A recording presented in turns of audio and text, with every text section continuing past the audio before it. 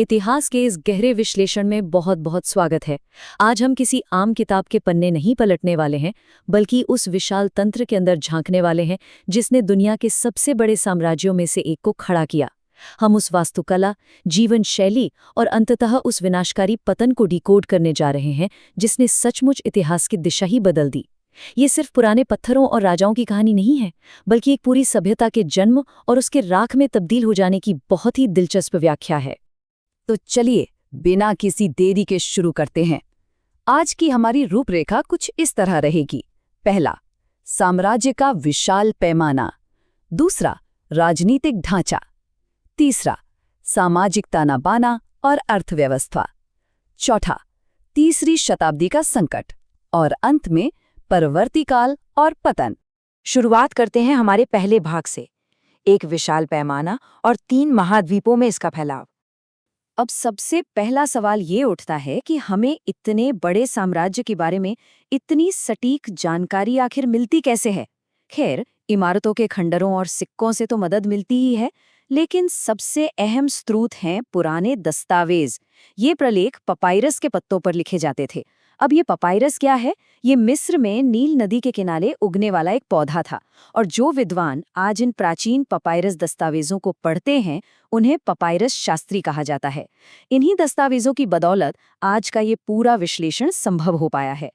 किसी भी चीज से पहले जरा इस भौगोलिक पैमाने की कल्पना कीजिए। ये साम्राज्य केवल एक देश नहीं था, बल्कि पूरे यूरोप, उत्तरी अफ्रीका और पश्चिम एशिया यानी 3 विशाल महाद्वीपों में फैला हुआ था। उत्तर की सीमाएं राइन और डेन्यूब नदियों द्वारा तय होती थीं और दक्षिण में विशाल सहारा रेगिस्तान था।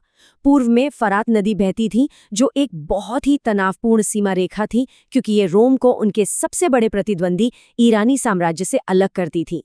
और इस पूरे साम्राज्य के बिल्कुल बीचों बीच, इसके हृदय की तरह धड़कता था हमारा भूमध्य सागर। अब बढ़ते हैं दूसरे भाग की तरफ, साम्राज्य का राजनीतिक ढांचा, जिसमें मुख्य रूप से सम्राट, सीनेट और सेना शामिल थे। आइए देखते हैं कि ये पूरा ढांचा कैसे आकार लेता है, क्योंकि इतने विशाल क्षेत्र को चलाने के लिए एक बेहद मजबूत और कई बार काफी तनावपूर्ण आंतरिक व्यवस्था की जरूरत थी। रोम हमेशा से कोई साम्राज्य नहीं था। 509 ईसा पूर्व में ये एक गणतंत्र था जिसे सीनेट यानी अमीर और कुलीन वर्ग का एक समूह चलाता था। लेकिन फिर 27 ईसा पूर्व में जूलियस सीजर के दत्तक पुत्र ऑक्टेवियन ने पूरा खेल पलट दिया। उसने खुद को ऑगस्टस कहा और प्रिंसिपेट की स्थापना की। बड़ी चालाकी से उसने खुद को सम्राट नहीं बल्कि सिर्फ प्रमुख नागरिक कहा, ताकि सीनेट का भ्रम और सम्मान बना रहे। बाद में 14 ईसी में ऑगस्टस के दत्तक पुत्र टिबेरियस ने सत्ता संभाली और बस यहीं से रोम में वंशावद की नींव पक्की हो गई। लेकिन सीनेट और सम्राट के अलावा असली ताकत कहीं और ही थी। अगर रोमन सेना की तुलना उनके प्रतिद्वंदी ईरानी सेना से की जाए तो एक बहुत बड़ा अंतर सामने आता है। ईरानी सेना में लोगों को जबरदन भर्ती किया जाता था। इसके ठीक विपरीत रोमन सेना एक पूरी तरह पेशेवर और वेतनभोगी सेना थी, जहां सैनिक स्वेच्छा से पूरे 25 साल तक अपनी सेवाएं देते थे। और पता है, यही कारण था कि सीनेट रोमन सेना से खौफ खाती थी, क्योंकि यह सेना अक्सर बेहतर वेतन के लिए हड़ताल कर देती थी और बगावत पर उतर आती थी। आप जरा इस नंबर पे गौर कीजिए, 6 लाख। रोमन सेना में सैनिकों की कुल संख्या इतनी विशाल थी। किसी भी सम्राट का बचना या सत्ता में बने रहना पूरी तरह से इस बात पर निर्भर करता था कि वो इस 6 लाख की पेशेवर सेना पर कितना अच्छा नियंत्रण रख पाता है। अगर पकड़ जरा सी भी ढीली हुई तो सेना आपस में ही लड़कर भयानक गृह युद्ध छेड़ देती थी। चलिए, राजनीति के गलियारों से निकलकर अब तीसरे भाग पर आते हैं, सामाजिक ताना-बाना और अर्थव्यवस्था, संपत्ति, महिलाएं और दास। रोम का समाज बहुत ही जटिल था, जहां एक तरफ बेहिसाब धन था और दूसरी तरफ भयानक असमानता। समाज की असलियत विवाह की उम्र के इन आंकड़ों से समझ आती है। ये भारी अंतर वास्तविक दिलचस्प है। पुरुष आमतौर पर 28 से 32 वर्ष की उम्र में शादी करते थे, जबकि लड़कियों की शादी 16 से 23 वर्ष की उम्र में ही कर दी जाती थी। इस भारी उम्र के फासले ने पतियों को अपनी पत्नियों पर बहुत ज्यादा शक्ति और नियंत्रण दे दिया था। नतीजा ये हुआ कि घरेलू हिंसा वहां बहुत आम बात थी। उदाहरण के लिए, बिशप ऑगस्टीन के लेखों से हमें पता चलता है कि उनकी माता को उनके पिता द्वारा नियमित रूप से पीटा जाता था। लेकिन रुकिए, इस तस्वीर का एक दूसरा और सच कहूं तो काफी हैरान करने वाला पहलू भी है। एक तरफ जहां समाज इतना पुरुष प्रधान था, वहीं कानूनी तौर पर महिलाओं को काफी स्वतंत्रता प्राप्त थी। शादी के बाद भी रोमन महिलाएं अपने पिता की संपत्ति की पूरी तरह से स्वतंत्र मालिक बनी रहती थीं। और तो और, पति या पत्नी में से कोई भी अगर चाहे तो बहुत ही आसानी से तलाक ले सकता था। जरा सोचिए, संपत्ति का ये अधिकार आज भी दुनिया के कई हिस्सों में पूरी तरह से लागू नहीं है। अब इतने बड़े साम्राज्य को चलाने के लिए एक जबरदस्त अर्थव्यवस्था की भी जरूरत थी।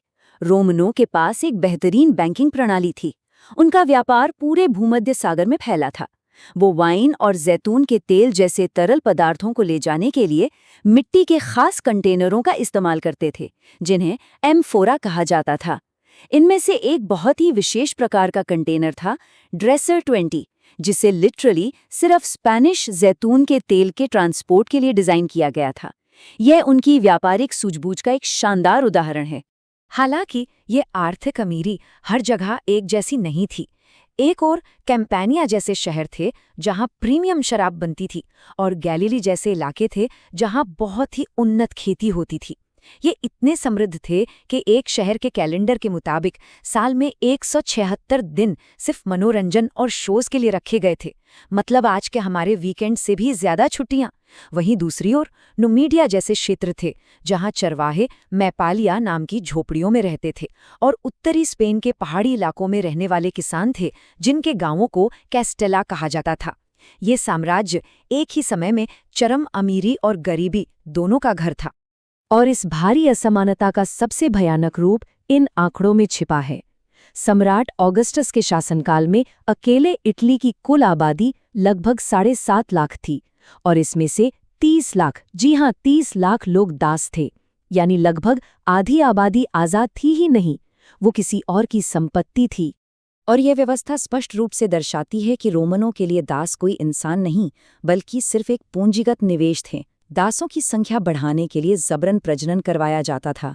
जानवरों की तरह पहचान के लिए उनके शरीर पर गर्म लोहे से निशान दागे जाते थे। काम में कोई ढील न दे सके, इसलिए उन्हें 10-10 के समूहों में बांधकर काम करवाया जाता था। और सबसे क्रूर कानून तो ये था कि अगर किसी मालिक की हत्या हो जाए तो उसके घर में रहने वाले सभी दासों को एक साथ फांसी पर लटका दिया जाता था। ये सिस्टम की क्रूरता की बिल्कुल चरम सीमा थी। ये सब हमें लाता है हमारे चौथे भाग पर, तीसरी शताब्दी का संकट, यानी वो बिंदु जहां सब कुछ टूटने लगा। पहली और दूसरी शताब्दी में जो रोमन साम्राज्य शांति और समृद्धि का प्रतीक लग रहा था, वो तीसरी शताब्दी में आकर एक भयानक संकट में घिर गया। ये वो समय था जब दरारें साफ दिखने लगी थीं। सिर्फ इस एक नंबर को देखिए, 25। केवल 47 वर्षों के छोटे से अंतराल में रोमन साम्राज्य की गद्दी पर 25 अलग अलग सम्राट बैठे। औसतन एक सम्राट 2 साल भी टिक नहीं पाया। ये संख्या उस समय मची पूर्ण राजनीतिक उथल-पुथल और अराजकता को दर्शाती है। अंदर की इस अफरातफरी के साथ साथ बाहर से भी हमले तेज हो गए थे।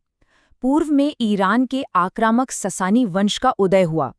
इसके राजा शापुर प्रथम ने 60,000 रोमन सैनिकों को मौत के घाट उतार दिया और रोम की पूर्वी राजधानी एंटिओक पर कब्जा कर लिया।